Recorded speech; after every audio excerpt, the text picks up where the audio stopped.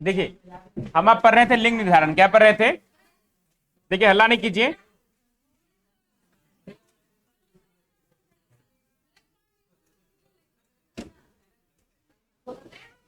पहले लिखो, लिखोगी तो लिखो। और लिंग निर्धारण आप किसमें पढ़े थे? मानव में जाने थे, कीट में जाने थे, और पक्षी में देखे थे। किसमें देखे थे? तो देखिए मानव में ये हो गया मेल, क्या हो गया? मेल। और ये हो गया फीमेल। तो मेल में होता है एक्स वाई गुणसूत्र, क्या होता है? और फीमेल में क्या होता है? एक्स एक्स के द्वारा होता है। हाँ, अब देखिए जिस तरह मेल में होता है उसी प्रकार इंसेक्ट में भी होता है। जिस तरह ह्यूमन में होता है ना, मानव में, उसी प्रकार किसमें होता है? तो इंसेक्ट में देखिए एक्स वाई और क्या हो गया एक्स एक्स प्रकार का क्या होता है? लिंग निर्धारण होता है। और पक्षी में जो होता है जेड जेड, किसका होता है? जेड जेड और जेड डब्ल्यू के द्वारा क्या होता है? लिंग का निर्धारण किया जाता है। ये वाला जो साइन रहेगा वो मेल के लिए रहेगा, और ये वाला साइन किसके लिए रहता है? फीमेल के लिए रहता है।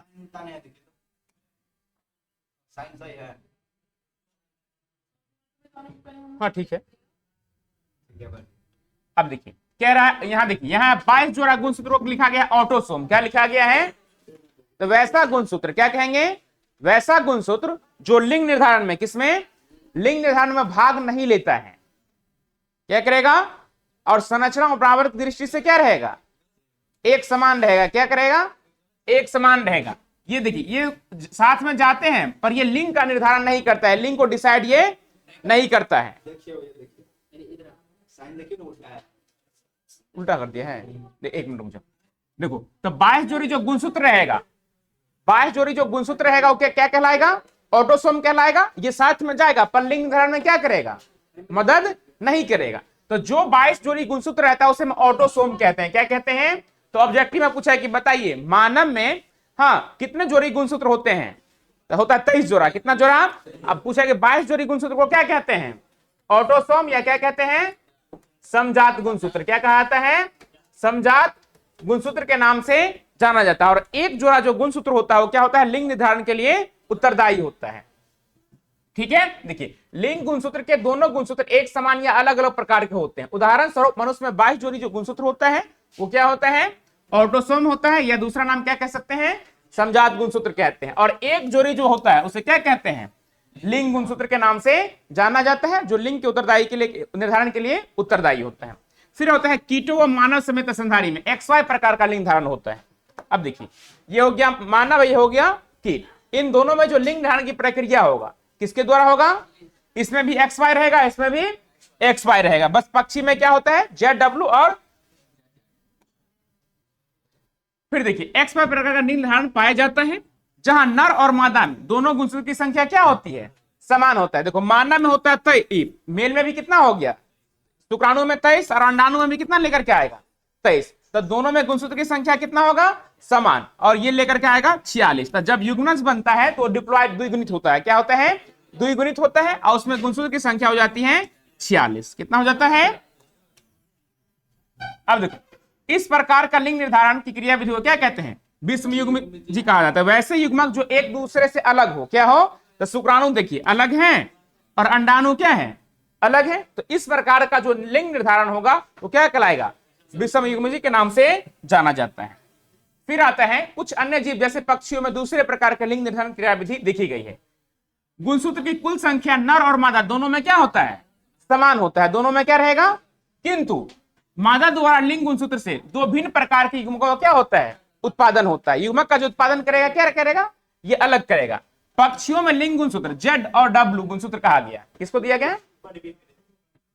देखिए गुणसूत्र की कुल संख्या नर और मादा में दोनों में क्या होगा? समान होगा। अगर नर में 23 है तो ये इसमें भी कितना होगा? अगर नर में 16 तो 16 कितना हो गया? 32 दर्शाएगा। 16 16 में ये क्या होगा? डिवाइड होगा। अब देखिए फिर कह रहा है किंतु मादा द्वारा लिंग गुणसूत्र से दो विभिन्न प्रकार की युग्मों का क्या होता है? उत्पादन होता है। यहां देखिए ये हो गया, इस वाला हो गया ये नर का, ये वाला साइन हो गया ना, किसका हो गया? ये वाला हो गया मादा का। अब देखिए नर में कौन कौन सा है? जेड जेड है, और मादा में कौन सा आया? जेड डब्ल्यू आया। क्या आया? जेड डब्ल्यू आया। तो जब देखिए जब जेड और जेड आपस में क्रॉस कर जाएंगे तो संतति क्या होगा? नर होगा या मादा होगा? जेड और जेड मिलेगा तब,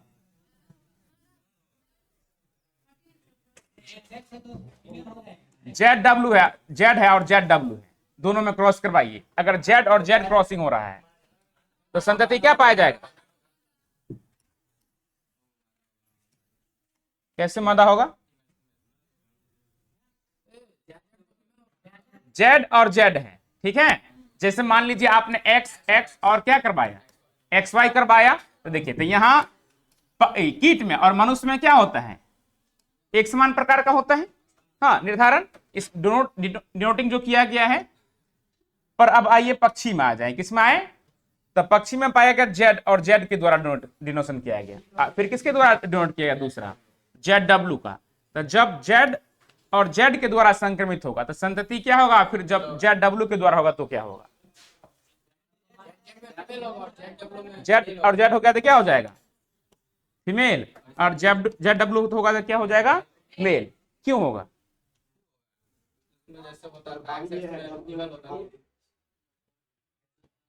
अब रुको, यहां देखो कह रहा, देखो कीटों में मानव समेत स्तनधारी में एक्स वाई प्रकार की होती है। एक मिनट, एक मिनट। हाँ, पक्षियों में लिंग गुणसूत्र को जेड और डब्ल्यू गुणसूत्र कहा गया। क्या कहा गया? और हम आप में क्या कहा गया? X Y. कीट में क्या कहा गया?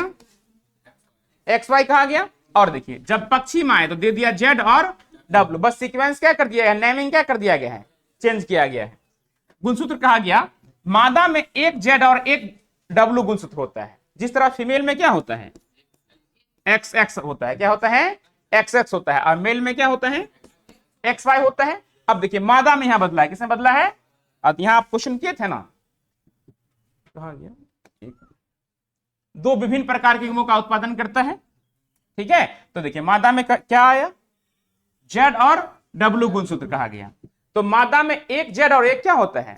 डब्ल्यू गुणसूत्र होता है। जबकि नर में अलिंगन गुणसूत्रों की संख्या के अलावा जेड गुणसूत्र का एक जोड़ा पाया जाता है। तो नर में क्या क्या पाया गया? जेड और मादा में क्या पाया गया? Z W. क्या पाया गया? जेड डब्ल्यू पाया गया। प्रभावी, आप देखिए इसमें प्रभावी कैरेक्टर में आएगा, किसमें आएगा? नर और मादा में प्रभावी नहीं दर्शाए। ठीक,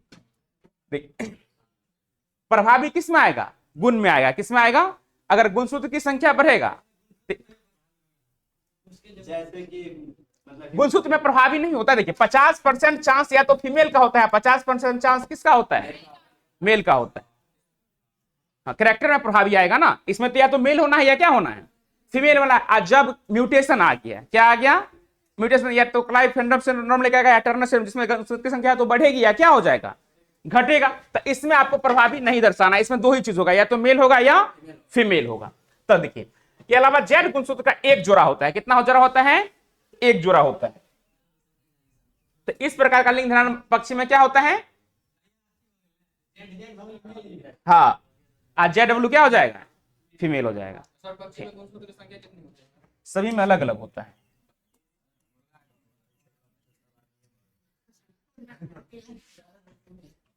ये लिख लिए थे। देखिए अब समझिए मानव में लिंग निर्धारण। हाँ, बहुत बार ये क्वेश्चन बिहार बोर्ड पूछा है। और एक और होता है मधुमक्खी में लिंग निर्धारण। ये नहीं तो पूछ ही देता है, ठीक है। चांसेस देखिए, मनुष्य की एक कोशिका में गुणसूत्र की संख्या कितनी होती है? 46 होता है। 2 नंबर यानी तो 5 नंबर में पूछता है, ठीक है। तो पूछा एक नंबर तो ऐसे हो जाए कि बताइए मानव कोशिका में, उगला पाइप हमको दीजिए ना। हाँ देखिए, जब आपसे पूछा जाए कि बताइए मानव कोशिका में, किसमें? मानव कोशिका में गुणसूत्र की संख्या कितनी होती है? 46। और जब इसको बोलेगा जोड़ा लगाने के लिए तो कितना जोड़ा लगा देंगे? 23 जोड़ा गुणसूत्र पाए जाते हैं। इन 23 गुणसूत्र में से नर और तथा मादाओं में 22 जोड़े गुणसूत्र एक समान होते हैं। क्या होते हैं? चाहे नर होगा या मादा होगा, दोनों में जो 22 जोड़ा गुणसूत्र होगा वो क्या रहेगा? एक समान रहता है। उसे हम ऑटोसोम, और ऑटोसोम को कहते हैं समजात गुणसूत्र। क्या कहते हैं? समजात गुणसूत्र के नाम से जाना जाता है, ठीक है। फिर आइए देखिए, मादा के 23 जोड़े के दोनों गुणसूत्र एक समान, लेकिन नर के ये दोनों असमान होते हैं। 23 जोड़ा क्या रहेगा? एक्स एक्स रहेगा। तो 23 का 23 जोड़ा क्या रहता है? एक समान रहते हैं। और मेल का जो एक जोड़ा क्या रहता है, डिफरेंट रहता है। इनमें एक लंबा तथा एक छोटा होता है। लंबे को एक्स तथा छोटे को क्या क्या किस रूप से व्यक्त किया जाता है, वाई से व्यक्त किया जाता है। अर्थात नर के 23वें जोड़े को लिंग गुणसूत्र कहते हैं। क्या जोड़े को 22 जोड़ा कहलाएगा समजात, और अगला जो एक जोड़ा बच गया तो क्या कहलाएगा, लिंग गुणसूत्र कहलाएगा। यह सेक्स क्रोमोसोम के नाम से जाना जाता है। यही संतान के लिए लिंग निर्धारण के लिए क्या होता है, उत्तरदायी होता है। और लिंग निर्धारण के लिए नर उत्तरदायी होता है, ना कि मादा। हाँ, गांव देहात में पूछिएगा तो हाँ कौन उत्तरदायी होता है, मादा ने कहा, फलाना खाली बेटिए हुए। समझ गए, शिक्षा के कमी के कारण।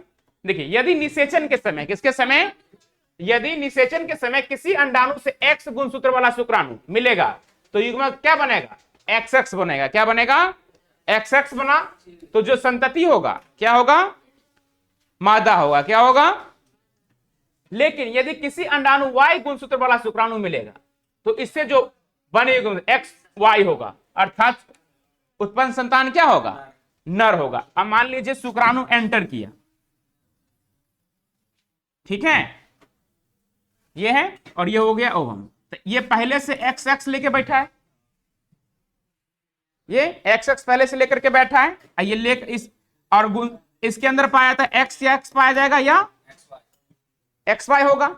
इसी कारण ये विषम युग्म कहलाता है। क्या कहलाता है, जब दोनों युग्मक क्या हो, एक समान नहीं रहेगा, उसके द्वारा जब संतति की उत्पत्ति होती है तो हम क्या क्या कहते हैं, विषम युग्मी कहते हैं। अब देखिए, अगर X वाला एंटर कर गया इसमें, हाँ तो क्या हो जाएगा, XX हुआ, और Y वाला एंटर किया था, क्या हो जाएगा, XY। तो जब XX रहेगा तो संतति हो जाएगा फीमेल, और XY रहेगा तो क्या होगा।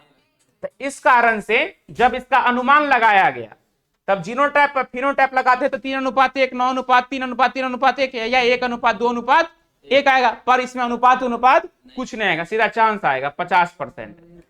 हाँ, जैसे हेड टेल होता है ना, हाँ, या तो हेड आएगा या तो क्या आएगा, टेल आएगा। कहीं सिक्का खड़े रह गया तो समझ लीजिए आएगा, है कि नहीं। अगर सिक्का क्या रह गया, हाँ उछाला, सिक्का क्या रह गया, खड़े, तो मैच टॉस हो गया, वो क्या होगा, टाई हो गया। क्या हो गया,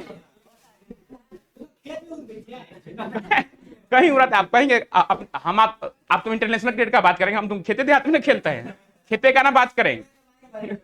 वह हमारे होते तुम जानबूझ के सिक्का खड़ा कर दिया, है कि नहीं। अब देखो, तब पूछे कि बताइए कितना % चांस होता है लड़का होने का, कितना % चांस लड़की होने का, 50%। या तो बेटा होगा या तो बेटी होगा, ठीक है। देखिए, सैद्धांतिक रूप से मनुष्य में 50% नर था, 50% मादा संतान पैदा होने की संभावनाएं होती है, ठीक है। अब देखिए, पेरेंट जीनोटाइप, ये क्या हो गया, क्या हो गया, पेरेंट जीनोटाइप। अब देखिए, पिता, फादर, तो फादर में कौन सा गुणसूत्र पाया जाएगा, XY पाया जाएगा। 44A, तो A का मतलब हो गया ऑटोसोम। 44 का मतलब क्या हो गया, A का मतलब क्या हो गया, ऑटोसोम। ऑटोसोम क्या कहते हैं, समजात गुणसूत्र। तो चाहे नर होगा या मादा होगा, उसमें 22 जोड़ी गुणसूत्र क्या रहेगा, समजात रहेगा, और एक जोड़ी क्या रहेगा, और लिंग गुणसूत्र रहेगा। तो लिंग गुणसूत्र में क्या आ गया, देखिए XY आ गया, और यहां क्या आ गया, XX आ गया। क्या आ गया, XX आया। अब देखिए, यहां से लेकर के आ गया, गैमेट बनाया। क्या बनाया, गैमेट यानी युग्मक। तो बताइए, तो युग्मक किसे कहते हैं और युग्मक कितने प्रकार के होते हैं, बताइए आप। युग्मक किसे कहते हैं और युग्मक कितने प्रकार के होते हैं, मुंह में ओरी नहीं लीजिए, बताइए। छोटे बाबू, युग्मक क्या होता है, पूछ जाइए, यहां से तो नहीं याद है तो बताइए आप। अंकित बाबू बताइए, सलमान खान के तरफ किस फहरा रखे हैं, बताइए युग्मक किसे कहते हैं। हाँ, उगाया हुआ है।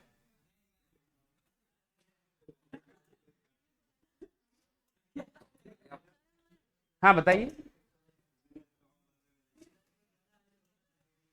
बताइए गर्ल्स में कोई भी वहां पीछे 3, 2, 5, 3, 8 हुआ है ना, 5, 7 छोड़ दीजिए, पढ़ रही है अपना। आप बताइए, सातों में से युग्मक किसे कहते हैं, युग्मक कितने प्रकार के होते हैं, कौन कौन से। नर युग्मक को क्या कहते हैं, इतना जवाब दिए। हाँ, आप लोग का प्रतिष्ठा बचा लिया। आप लोग बताइए, 3, 2, 5, 2, 7 में से नर युग्मक को क्या कहते हैं।